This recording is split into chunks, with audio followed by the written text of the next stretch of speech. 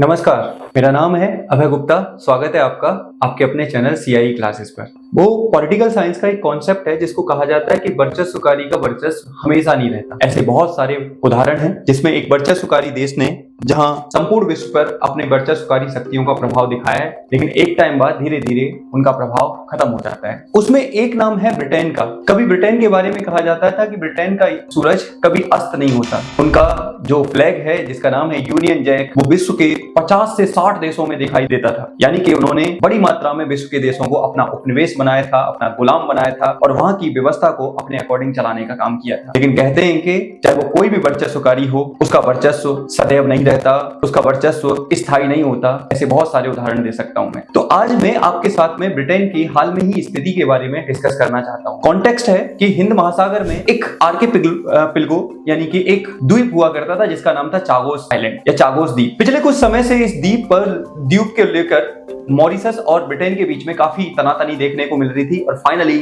हाल में ये हुआ है कि ये द्वीप मॉरिशस को मिल गया है। यानी कि ब्रिटेन से छिन गया है और ये द्वीप मॉरिशस को मिल गया है।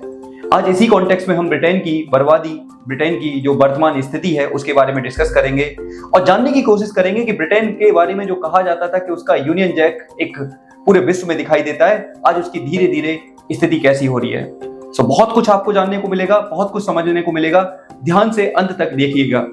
और मैं बार बार बोलता हूं कि अगर आप इस चैनल को थोड़ा सपोर्ट करेंगे, थोड़ा सा आगे बढ़ाएंगे, लाइव चैनल इसका ओपन होगा तो बहुत कुछ आपके साथ शुरू करना है यहाँ पर। चलिए शुरू करते हैं। सबसे पहले मैं आपको बताना चाहूंगा कि पिछले कुछ सालों में ब्रिटेन की स्थिति काफी दयनीय होती जा रही है। क्यों दयनीय होती जा रही है वो आपके साथ डिस्कस करूं। चाहे वो राजनीतिक अस्थिरता हो, पिछले कुछ सालों में बार बार वहां पर क्या देखने को मिला था, वहां पर प्रधानमंत्री चेंज हुए। चाहे वो आपका बोरिस जॉनसन हो, लिज ट्रस हो या फिर ऋषि सुनक हो और हाल में ही लेबर पार्टी की सरकार का बदलना। यानी कि कुछ ही सालों में 2-3 सालों में 4 बार प्रधानमंत्री बदलना, ये अपने आप में एक बड़ी बात दर्शाता है। ये ब्रिटेन की अस्थिरता को दर्शाता है।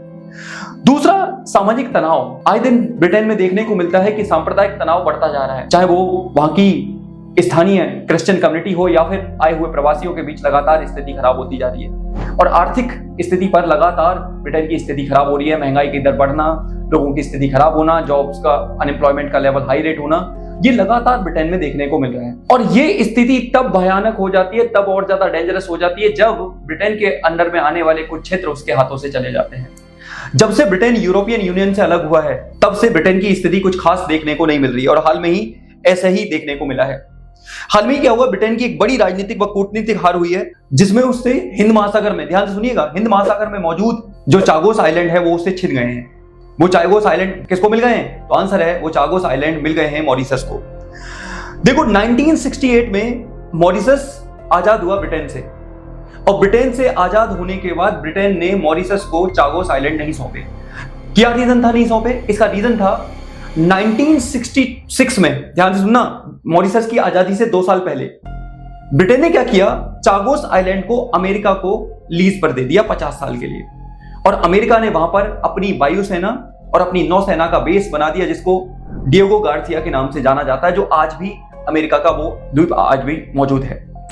तो उसके बाद ये मॉरिशस को नहीं मिला और मॉरिशस ने इसके लिए एक लंबी लड़ाई लड़ना शुरू किया।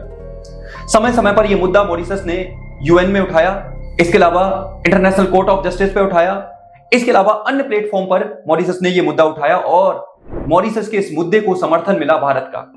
भारत ने बढ़ चढ़कर यह समर्थन किया कि मॉरिशस को ही चागोस आइलैंड मिलना चाहिए। क्यों? क्योंकि अब उपनिवेशवाद का दौर खत्म हो चुका है, कॉलोनाइजेशन का दौर खत्म हो चुका है। ऐसे में किसी देश के क्षेत्र पर कब्जा करना एक तरीके का वही औपनिवेशिक मानसिकता को दर्शाता है जो कि अब समाप्त होनी चाहिए। इसी वजह से भारत ने क्या किया, मॉरिशस का समर्थन किया। अब यहां पर क्या देखने को मिलता है, ध्यान से सुनिएगा। 2017 में यूएनओ में इस पर वोटिंग हुई और यूएनओ में वोटिंग पर, ध्यान से सुनिए, 90 सदस्यों ने मॉरिशस के पक्ष में समर्थन किया और यह कहा कि चागोस आइलैंड मॉरिशस को मिलने चाहिए।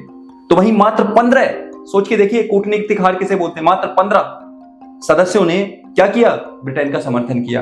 एक वो देश जिसके पास वीटो पावर है और उसके समर्थन में मात्र कितने देश आ रहे हैं, 15 देश आ रहे हैं। ये दिखाता है कि ब्रिटेन का, जो कहा जाता था कि ब्रिटेन का क्या सूरज कभी अस्त नहीं होता, अब धीरे धीरे अस्त होने की कगार पर पहुंच चुका है। अब ब्रिटेन अपनी कमजोरियों की तरफ बढ़ चुका है। ये दिखाता है कि वर्चस्वकारी का वर्चस्व सदैव नहीं होता। एक स्थिति ऐसी आती है जहां पर आपके वर्चस्व कमजोर होना शुरू हो जाता है, जो ब्रिटेन के साथ आजकल देखने को मिल रहा है। इसके अलावा 2019 में इंटरनेशनल कोर्ट ऑफ जस्टिस, जिसके बारे में आप जानते होंगे, जिसकी खंडपीठ आपको कहां देखने को मिलेगी, तो आंसर है, बताइए जरा कहां देखने को मिलेगी?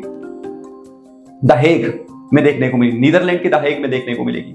उसने भी यह आदेश दिया कि मॉरिशस को ही चागोस आइलैंड मिलने चाहिए, यानी कि 2 कूटनीतिक हार लगातार उसको झेलनी पड़ी, एक 2017 में, एक 2019 में। अब प्रेशर बढ़ने लगा। फिर क्या हुआ? 2022 में, उस समय जो उनकी प्रधानमंत्री थी लिज ट्रिस, उनके साथ मॉरिशस ने बात करना शुरू किया, लेकिन बोरिस जॉनसन ने इसका विरोध किया, यानी कि कंजर्वेटिव पार्टी के नेता बोरिस जॉनसन ने उनका विरोध किया और ये कहा कि अगर चागोस आइलैंड ब्रिटेन से चले जाते हैं, ब्रिटेन से मॉरिशस को दे दिए जाते हैं, तो यहां हिंद महासागर में चीन का प्रभाव बढ़ने लगेगा और चीन यहां पर अपना सैन्य बेस स्थापित कर देगा। लेकिन हाल में ही भारत की मदद से, भारत की कूटनीतिक समझबूझ के चलते ये आइलैंड मिल गए हैं। किसको? तो आंसर है, ये आइलैंड मिल गए हैं मॉरिशस को।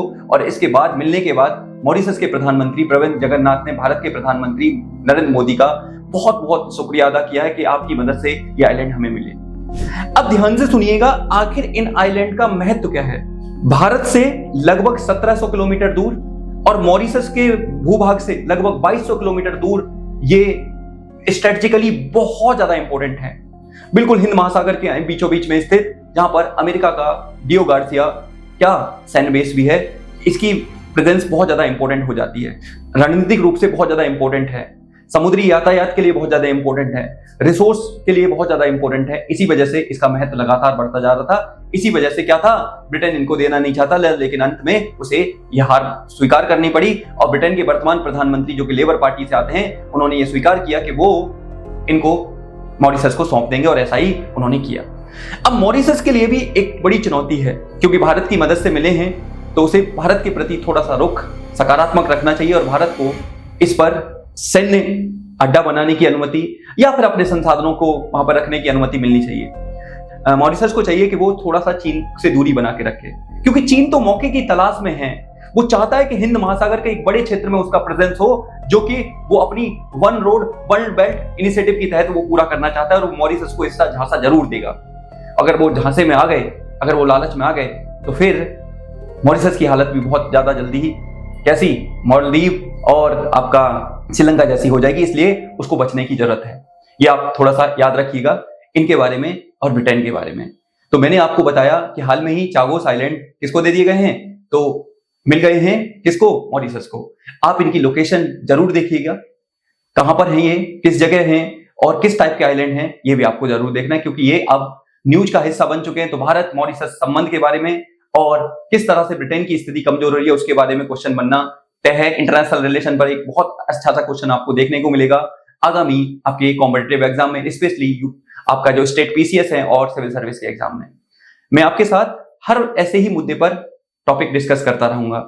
अगर आप जियोपॉलिटिक्स के टॉपिक्स पे इंटरेस्ट लेते हैं, तो ये मेरे चैनल को जरूर सब्सक्राइब करें और जरूर इसको लास्ट तक देखा करें, क्योंकि धीरे धीरे हम लोग एडिटिंग और बाकी चीजों के माध्यम से अपनी वीडियोस को, अपनी क्लासेस को और ज्यादा इफेक्टिव बनाने वाले, जिससे कि चीजें आपको और अच्छे से समझ में आए। तो मिलता हूं मैं ऐसी ही क्लास में, तब तक के लिए आप सभी का धन्यवाद। जय हिंद, जय भारत।